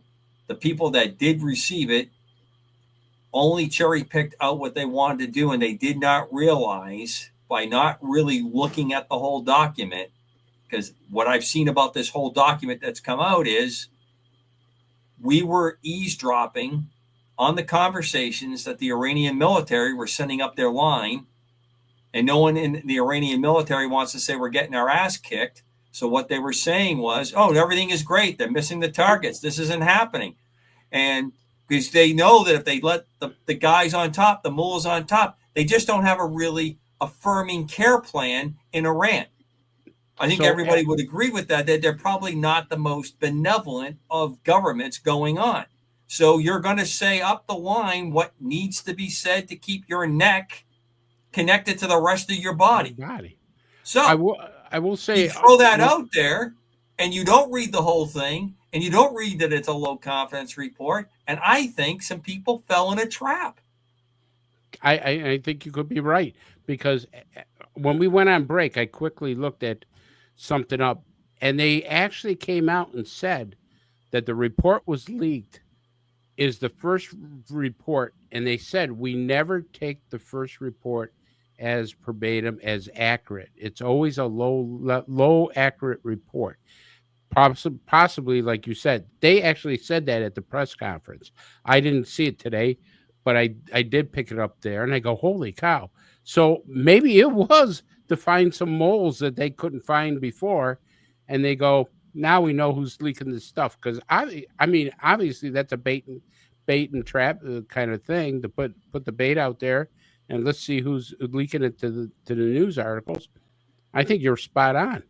After I read what they said during the report, that they actually said that was a low estimate report. They said that they don't put much stuff into that credibility of that report. Well, the Now, president let's slip something today. I don't know that Israel's very happy with him, but I don't think that again, if people think what you're going to say is a really big leap, I'm a little bit sad, but go ahead. I'm pretty sure I know what it is. Let's put it this way. Does one of the nouns you're going to use start with the letter M? Yes. Okay, go right ahead. That Mossad had people at the site after the bombing and reported on the amount of destruction they saw. Okay, so anyone who's surprised by that, yeah, it may have been a little bit more. The Israelis have said they had Mossad in there. My God, they set up shop with the Iranian resistance. They put their model airplanes, otherwise known as drones, their UASs, talk about UAP phenomena. Can you imagine what those people were thinking? Mars invasion. I'm in my bedroom. I'm safe in my bedroom, and something comes flying through the window and takes me out. So to be surprised by that, to be surprised that they have that going on, I don't know this for a fact. I know the accuracy of the weapons that we were using, but if you really, really want to make sure you're getting it accurate, you're programming it and you're using a laser. And the best laser you use is someone who's on the ground, point it right at where you want it to go. My most favorite acronym right now pertains to this very well. And it's very simple. FAFO. In Latin, it's beautiful. Oh, what is the Latin, Commander? Oh, I have it written down. I'm not even going to try to say it on air. I'll set more people. That and COVID brought up in one show by me. That's it. The stock market's probably going to take a kick on the overnight hours because Cobra was talking the other C. Uh-oh. So we had a question. FAFO. We had a question from Ostens. It was kind of directed at me. How effective do you think it was? I think it was very effective. If you guys remember correctly last week, I didn't really mean to play fool's theater there, but I said, oh, yeah, they'll be taking 2 mops with them. And the Padre said, well, wait a minute now, Cobra. Gross weight and, this. And I just went, whoop. Yep. I didn't have any inside information except that I know that when you do these kinds of things, the internal capacity of this airplane allows them to take 2. The problem is you generally have to figure out where you're going to lower your gross weight, which means you're going to have to take less fuel. When you take less fuel, you need more tankers. You have more tankers, you're going to do this. And that's how they did it. And the reason that they did what they did was so that you could get the first one to make the hole, for the second one to make the deeper hole, to make the last one for the deeper hole, and just in case we're going to put 2 more after that. And when that was done, they rolled over to the other facility. Now, this airplane is an older airplane, but it is an incredible airplane. It's peerless until the B-21 comes out. The operation it goes, you've heard me say this before, if you do not have aerial tanker fleet. You're not a world power, and we've really have fought hard to maintain that capability. I believe these strikes are completely effective. Do I think that Iran is completely stopped or they do that? I think they are set back for many years. I think it might be the edge to get them to have a reformation of sorts, to get themselves straightened out. I actually love the Persian people very much. I went to college with a number of them around the time of the fall of the Shah. And those that were here fell very quickly into two groups. And it was interesting to watch, and it was very sad to watch. Those that came here as what I would say lower class or middle class or less, much like myself, going to college, and those that came with money.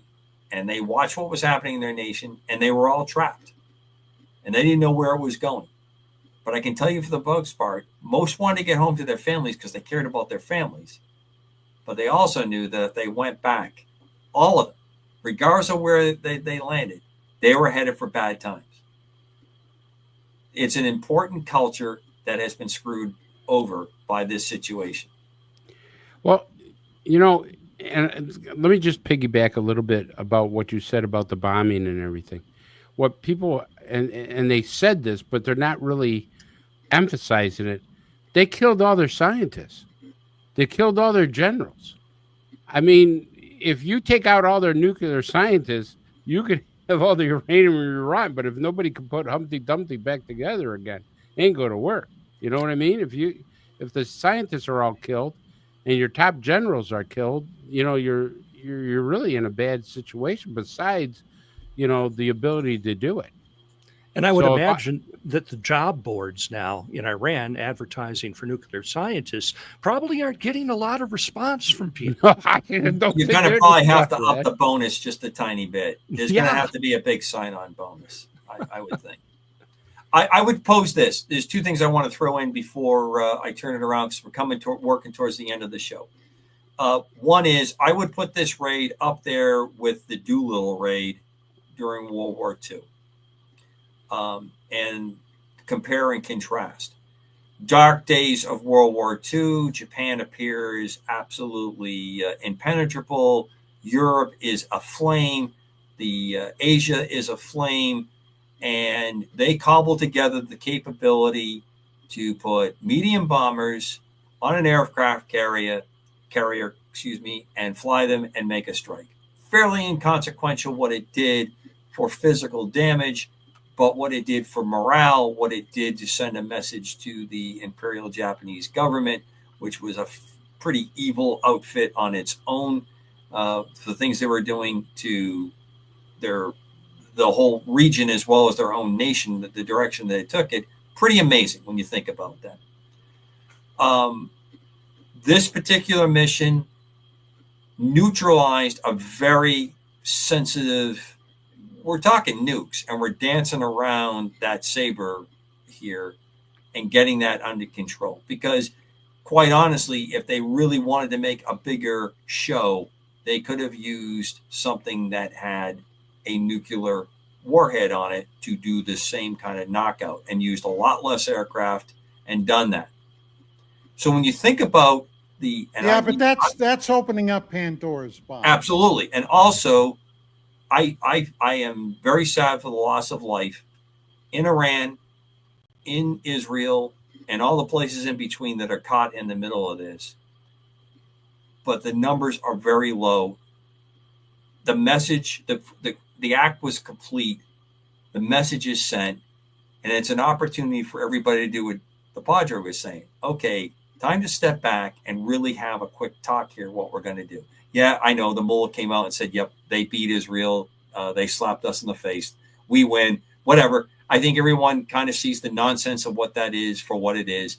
And if that holds his position together with his people, I don't think it's a long-term strategy that works. But whatever floats, that goes. But I think when you look at the times that we're living, what's happened here, and look at that capability, it was pretty amazing what we got as a result out of this. I have a question that I know is on the minds of many Americans. 37 hours in the cockpit of an airplane with one other person. I don't know what the longest flight you've ever done nonstop is, but I would imagine that, okay, is there a toilet on board? Is there something to eat? Tell us a little bit about. Well, first of all, one of the reasons that you can do what you do with that airplane is because we have got to the level of sophistication and the ability for the autopilot to perform a lot of those functions. So when you're in the cruise flight aspect of it, the autopilot is flying. There is a bed of types in there. Now, I don't have intimate detail of how that all works out, because one of the great dangers that goes on there is if you would have to eject, the person that is lying in that bed is not most likely wearing their parachute. Most parachutes are now part of the ejection seat. You have a harness that you plug into, and that's how you get into your ejection system. And I don't have intimate detail on the B2 how that works. So you have autopilot, computer support to what is going on. You split the duties. One pilot is really designated the person that's doing the flying, and then the other occupant, the other pilot, is more in the mission control and monitoring systems, and then they switch back and forth through that. There's most likely other activity that is going on to help rest, raise alertness, and then relax to come down. The refuelings are very demanding. It's demanding on the pilots flying the aircraft that's receiving the fuel, as well as the people that are delivering the fuel, the tanker aircraft that are delivering the fuel. Right, because they're at night, right? And right. At night Can they see the tanker? Do they turn a light on for them? Or yes, there's night enhanced capabilities of various types that allow you to see it, and then when you get closer, you have lights that guide you into position so that you know, and you're looking at signals on the tanker itself that put you into position so that, and then in the case of the Air Force tankers, that picture that's behind me, the big difference between the Air Force and the Naval Forces, Marines, is that in this case, you have a boom that is inserted into a receptacle on the fixed-wing airplane that you see, in this case, the B-2. That is flown by the boom operator, highly trained member of the crew, that flies those two V's that are sticking up just above my name, are airfoils that they control that, and they can extend and retract, and then they plug it in. The reason that the Air Force does that is that you can move a large amount of fuel in a very short time. Helicopters, naval jets, marine jets use just the opposite system. They have a hose that comes out with a lifesaver shaped parachute with a cone shaped spline, and the refueling probe is on the aircraft, and the pilot flies up and hits that arrangement, drives the probe into there. Once that connection is made, there's a little slack in the hose, the fuel goes down. But because it's a flexible hose, it takes longer to get the fuel into the airplane. So in the case of something like a B-2, it could be transport airplanes that are moving critical supplies. When you have a number of these airplanes, you want to get in, get fuel, and get off so the next airplane can get in. Or you have to have multiple tankers. And anytime you put multiple airplanes together, you're just making the level of complexity and the opportunity for something to go wrong go up higher. So that's the reason that it goes on. It was a tremendous effort. Not a lot being said about the Navy that popped up and shot the cruise missiles that went in. And the cruise missiles could not hit before the B-2s got there. Everything had to hit at the same time so that nothing got tipped, that everything was going on. Absolutely amazing. We haven't even talked about the fighter escorts, the F-22s, the F-35s that were blanketing the area. I have no idea what the Israelis, and I'm sure they had a piece of the action as well. I was going to ask, because they obviously didn't fly those single-seat fighters all the way. No, 37 they hours. came out of other countries. So I'm going to leave. We're almost at the end of the show. So I just want to leave it with this. There's a lot of reasons we did this strike beyond the fact that we wanted to neutralize the ability for Iran to put enough radioactive material together to make a bomb. There are other countries in the region, not the name Israel, that are rejoicing that this is over. That this has been had the brakes put on. And it'll never be fully understood. It's right there, right after Lincoln's assassination, about what other countries in that region did to support this operation. That they can never come out and say what they did or how they supported it. Not to mention that the majority of those countries are Sunni as opposed to Iran, which is Shia. A big divide in the Islamic religion. Yeah. And they got a lot of heartburn between them over that. Reminds me a lot of Ireland with Catholics and Protestant. Yes. Mm-hmm. So when we always like to throw stones in one direction, I always like to go back to part of my own heritage and go, no, that wasn't played too brilliantly. All right, UAP Crossfire. Been hopefully an entertaining and interesting show for you. I think one takeaway is go out and do what Don talked about. I think one of the most important repositories for saving civilization, it might be the used bookstore. Yep. Get yourself a big shopping bag. Go pick up the books. Go to the yard sales. Go to those sales and pick them up. There's a lot of great information. And I will give a plug for Mac Maloney. If you have not picked up UFOs in Wartime, he has 2 volumes out on that. It's a nonfiction, it's a nonfiction historical. He covers some incredible cases of UFOs in wartime. 2 absolutely great books. Everybody who's into this needs to have those. Extremely well written. And there's many in that area, but it's one of my favorite series that's out there. That's the kind of information you need to have. So when you're reading by candlelight because, well, the electricity's not working tonight, you'll have some info. And have spare coffee filters and duct tape on hand. At all times. And wear your mask in your car. Okay. That definitely got us the boot on YouTube right there. Everything was fine. That was the one that put us over the top. It's always UAP me. Crossfire for Chris DePerno, Dan the Padre Carlson, and Don Ecker. They're all smiling at me and giving me. You'll get it right one day, Deuce. Yeah. You'll get it right. Decker. That's all I need to say. Everyone knows. Thank you very much. And thanks for your continued support to KGRA DB. And I can't close the show without saying Bill Skywatcher, who keeps this all together and keeps the clock cooking. Thank you.